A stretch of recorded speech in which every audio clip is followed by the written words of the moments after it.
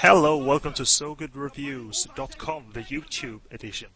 So, we take a look at Dragon in Jail and what can a prison movie, or rather a partial prison movie really, starring Andy Lau, written by Ringo Lam's brother and directed by Kent Cheng, a director on an undeniable role at the time thanks to movies like Why Me and Mr. Smart. What can that movie bring to the table then?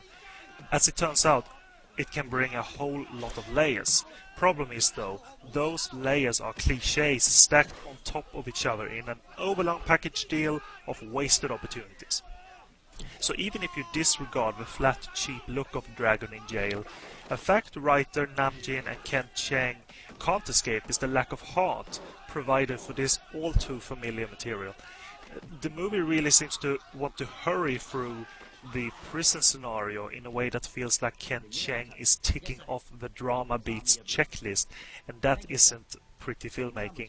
Instead, it's rather forced, and when also throughout showcasing drama with huge emotional outbursts and cantopop music on the soundtrack, that isn't pretty filmmaking either.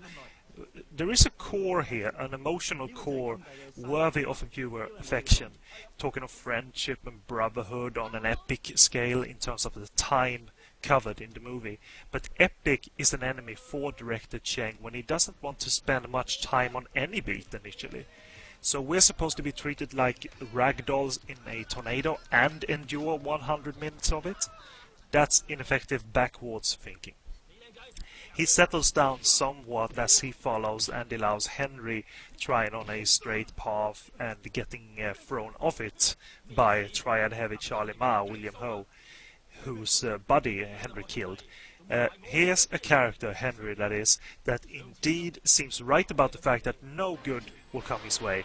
So he might as well flow into triad life for better or worse, but it rarely gets better as he endures drug addiction, constant fighting, fear, and he's even disowned by his family.